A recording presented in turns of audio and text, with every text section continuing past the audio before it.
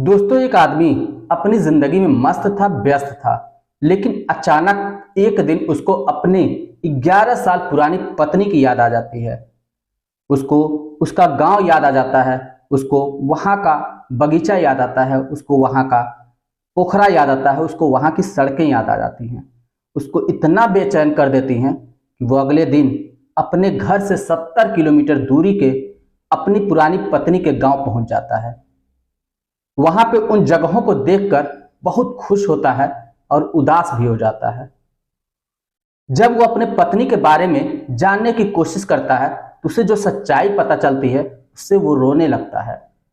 दोस्तों, ये कहानी दो सच्चे प्यार करने वालों की दर्द भरी कहानी है। आइए जानते हैं पूरी कहानी को इस वीडियो में। लेकिन वीडियो में आगे बढ़ने से पहले आप लोगों से वही छोटी सी रिक्वेस्ट, वीडियो को लाइक नहीं किए तो वीडियो को लाइक कर दीजिए, चैनल को सब्सक्राइब नहीं किए तो सब्सक्राइब कर दीजिए, जिससे हमारा हौसला बढ़ता रहे। दोस्तों, ये कहानी है बिहार के गोपालगंज जिले की। वहां पे उस व्यक्ति का नाम सुरेश होता है। उसकी 11 से 12 साल पहले शादी हुई थी। जिस लड़की से शादी होती है उसका नाम राधिका होता है। वो बेहद ही खूबसूरत होती है और कच्ची उम्र में ही उसकी शादी हो जाती है। वो अपनी पत्नी के साथ वैवाहिक जीवन हंसी खुशी से मस्त होकर व्यतीत कर रहा था। चूंकि वो कमाने वाला व्यक्ति था, पैसे भी अच्छा खासा कमाता था। वो मुंबई में रहकर अच्छा खासा पैसा कमाता था। वो अपने घर परिवार वालों को भी देखता था। उसके माता पिता नहीं थे, केवल 4 भाई थे और 4 भौजाइयां थीं। वह सभी की देख रेख अपने दिलो जान से किया करता था। हर किसी को बराबर अहमियत देता था। सबसे छोटा था वो। लेकिन दोस्तों, शादी होने के बाद उसकी पत्नी मायके में ही रहा करती थी, क्योंकि उसके सिवा उसके मायके में कोई नहीं रहता था। उसकी एक बहन थी जो बड़ी थी और वो शादी करके गुजरात में रह रही थी। अब उसके माता पिता अकेले पड़ जाते हैं, जिसकी वजह से वो अपने माता पिता का ध्यान रखने के लिए अपने मायके में ज़्यादा से ज़्यादा रहती है। सुरेश बाहर कमाने के लिए जाता है, वहां से पैसे वगैरह सब कुछ भेजता है, अपने परिवार वालों को भी भेजता है, कुछ पैसे अपने पत्नी को भी भेजा करता है। इससे दोस्तों सुरेश के परिवार वालों को जलन पैदा होने लगती है और वो इन दोनों की जिंदगी में जहर घोलना शुरू कर देते हैं। हर संभव प्रयास करते हैं कि एक दूसरे में लड़ाई होनी शुरू हो जाए, क्योंकि उन लोगों के दिमाग में ये चल रहा था कि अभी तो ये जाकर अपनी पत्नी के साथ ज़्यादा से ज़्यादा समय व्यतीत कर रहा है, कहीं ऐसा ना हो कि जो पैसे हमें मिल रहे हैं वो पैसे ही आने बंद हो जाएं। इसलिए इन लोगों की ज़िंदगी में जहर घोलना शुरू कर देते हैं और वो इसमें कामयाब भी हो जाते हैं। वो कहते हैं कि तुम तो बाहर रहते हो, लेकिन तुम्हारी पत्नी मायके क्यों रहती है? उसका पता नहीं किसी के साथ चक्कर चल रहा है। कई लोगों ने बताया, कई जगह पकड़ी गई है, कई खबर आई। हम लोग उसको बहुत समझाते बुझाते, लेकिन वो किसी की बात नहीं सुनती। वो केवल मायके रहने का ही जिद ठाने रहती है। आखिर ऐसी क्या बात है वो मायके अपना नहीं छोड़ना चाहती? अगर उसके माँ बाप की बात है तो माँ बाप को यहाँ से रहकर भी देख सकती है। हम लोगों के भी तो माँ बाप हैं। इस तरह से दोस्तों अनेकों बात उसको पकड़ाए जाते हैं। उसका दिमाग खराब होता है, वो सोचने पे मजबूर हो जाता है और बार बार वो अपनी पत्नी से बहस करने लगता है। और अंततः एक समय ऐसा आता है कि पति पत्नी के बीच दूरियां पैदा हो जाती हैं। चूंकि जब भी सुरेश आता था तो अपनी पत्नी के पास ही, अपने ससुराल में ही रुक जाया करता था। ज्यादा से ज्यादा समय वहीं पे व्यतीत करता था। पति पत्नी के बीच में इतना प्यार था कि जब पति ससुराल में जाता था तो उसकी पत्नी उसको रोक लिया करते थे। 2 दिन के लिए आता था, लेकिन 10-20 दिन रुक जाया करता था। लेकिन इन लोगों ने ऐसा जहर घोला उसकी जिंदगी में कि वो कहीं का नहीं रहा और अंततः उसने अपनी पत्नी को छोड़ दिया। जब उसने अपनी पत्नी को घर से धक्के देकर निकाल दिया तो वो अपने मायके चले गए और वहीं पर रहने लगे। उसके बाद दोस्तों सुरेश अपने परिवार वालों के साथ में रहने लगा। हंसी खुशी से दिन व्यतीत करता था। बाहर जाके फिर कमाता, जो भी पैसे कमाता वो घर वालों को दे दिया करता था। इसी तरह से करते दोस्तों 8 से 10 साल बीत जाते हैं। वो जो भी पैसा कमाता था वो अपने परिवार वालों को दे दिया करता था। उसमें बस थोड़ा बहुत पैसा अपने पास रखता था अपने खर्चे वर्चे के लिए।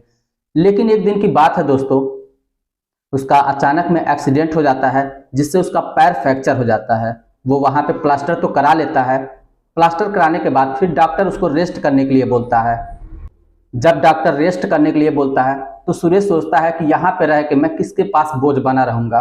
इससे बेहतर है, मेरे भाई हैं, मेरी भौजाइयाँ हैं, मैं घर पे ही चला जाता हूँ और वहाँ पे जाऊँगा, वहाँ मेरी देखभाल अच्छी तरीके से होगी और मैं जल्दी ठीक हो जाऊँगा।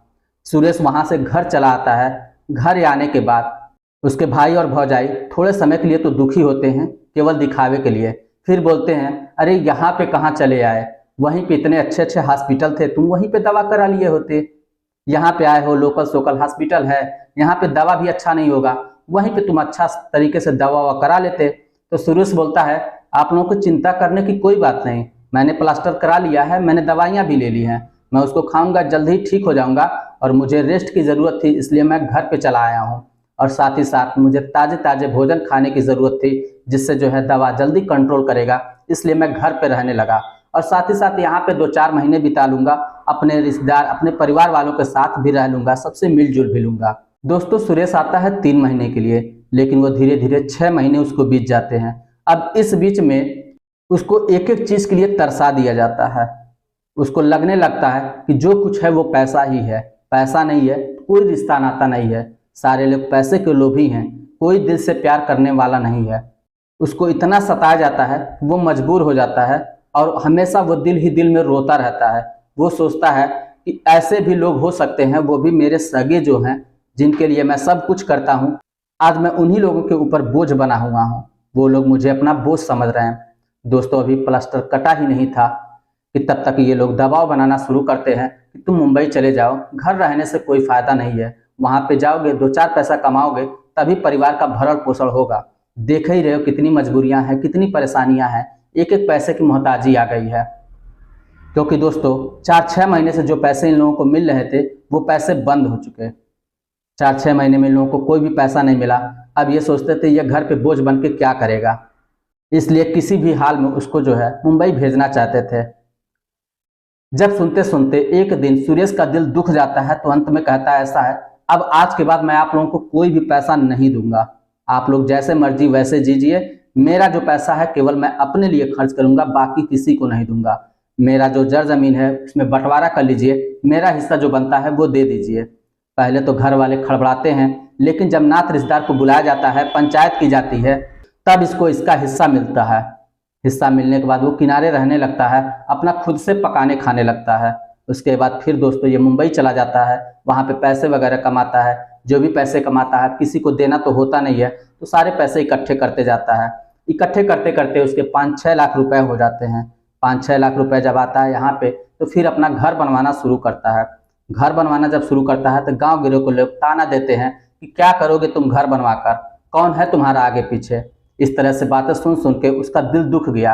एक दिन अचानक में वो बैठा हुआ था, बहुत गहराइयों से दिल से अपनी उसी पुरानी पत्नी को याद करना शुरू कर देता है, और इतना याद आती है उसको हर जगह की याद आने लगती है। अपनी पत्नी का गांव, अपनी पत्नी के साथ घूमना फिरना, बैठना, बातें करना, उसके साथ सुहाने पल बिताना, ये सब कुछ उसे इतना याद आता है कि वो बेचैन हो जाता है।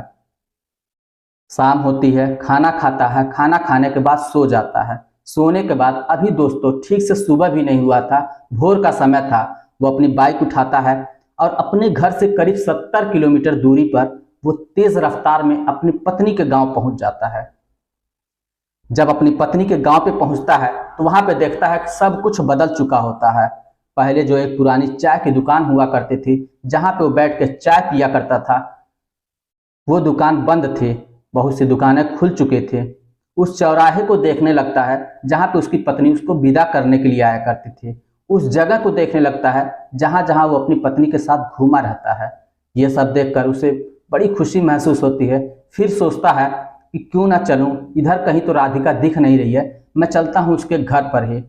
कुछ समय बिताने के बाद फिर घर पे पहुंचता है तो देखता है घर पे भी उसको कोई नजर नहीं आता है। उसके ससुर चारपाई पे बैठे हुए थे, सास सरसों मसल कर पाँव से सरसों निकाल रहे थे। वो कुछ समय खड़ा रहता है, करीब 4 से 5 मिनट तक देखता है कि शायद कोई और भी हो, कोई और निकले। वो बार बार दरवाजे की तरफ देख रहा था, लेकिन 5 मिनट जब बीत जाता है, कोई नहीं निकलता है। तब उसके साथ देखते देखते रहती हैं और खड़ी होकर बोलती हैं कि भैया आपको कहाँ जाना है, किसके घर जाना है, आप किसी को ढूंढ रहे हैं क्या? सुरेश बोलता है नहीं माता जी, मैं कहीं किसी को नहीं ढूंढ रहा हूँ, मैं इसी गाँव में आया हूँ। फिर उसके बाद थोड़ा इधर उधर देखता है, लेकिन उसको राधिका कहीं पे नजर नहीं आती। अब वो उदास मन से उस घर से वापस जाने लगता है।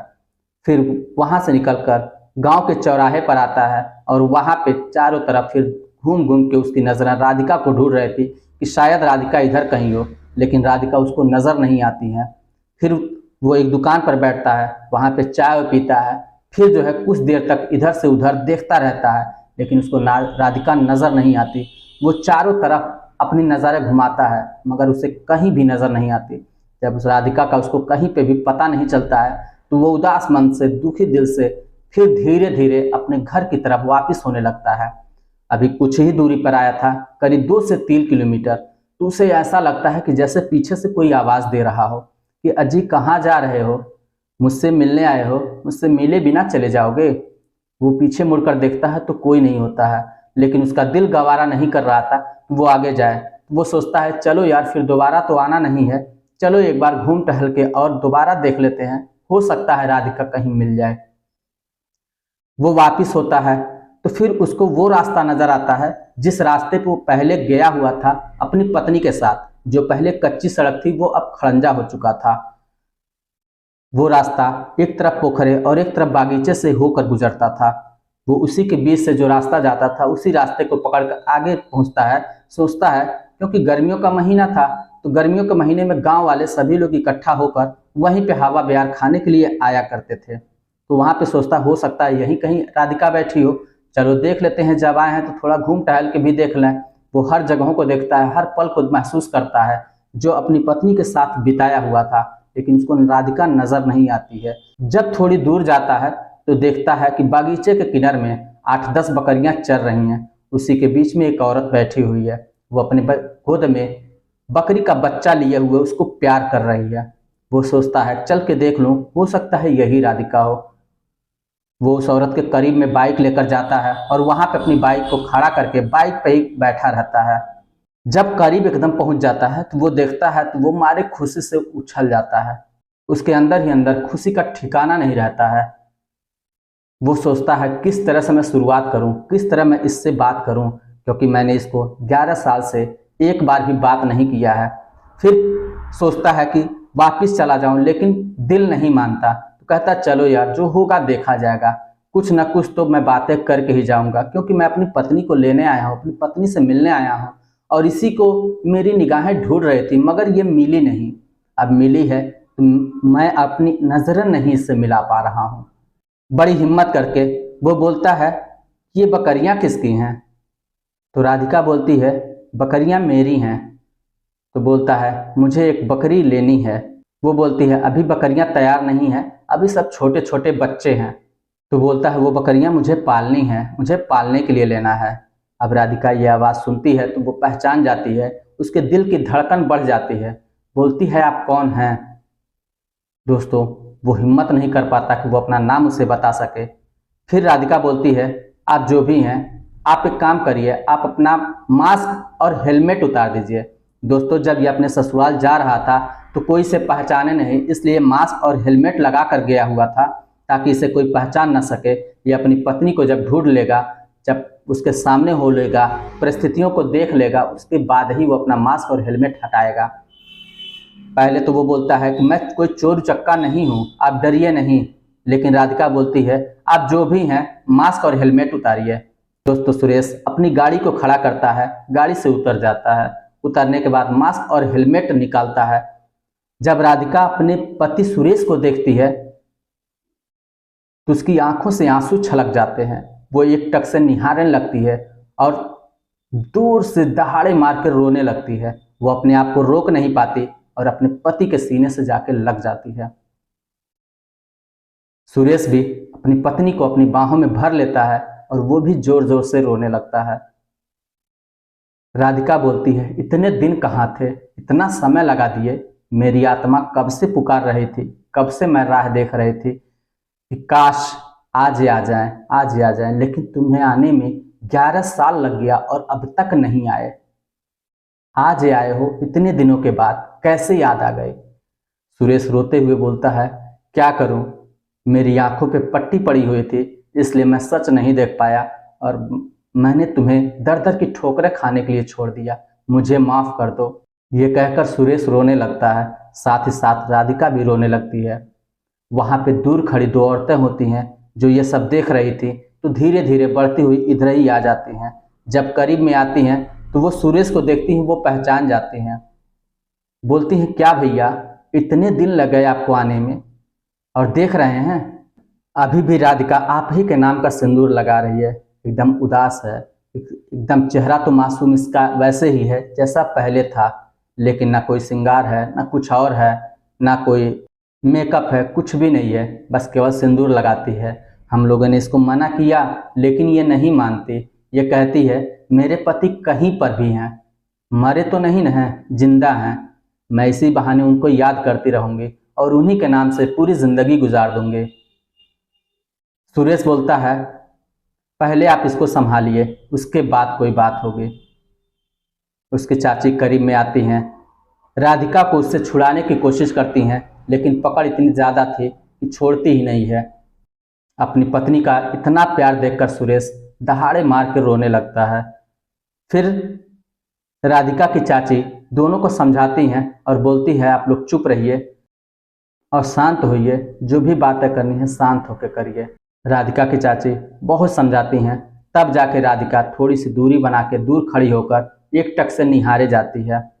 राधिका की चाची बोलती हैं भैया देखना इसका क्या हाल है, ये आपको पाते ही आपसे दूर नहीं होना चाहती, और एक आप हैं, आप तो अपनी ज़िंदगी में बहुत मस्त होंगे, बहुत खुश होंगे, आपने शादी वादी कर ली होगी, बाल बच्चे सब कुछ होंगे।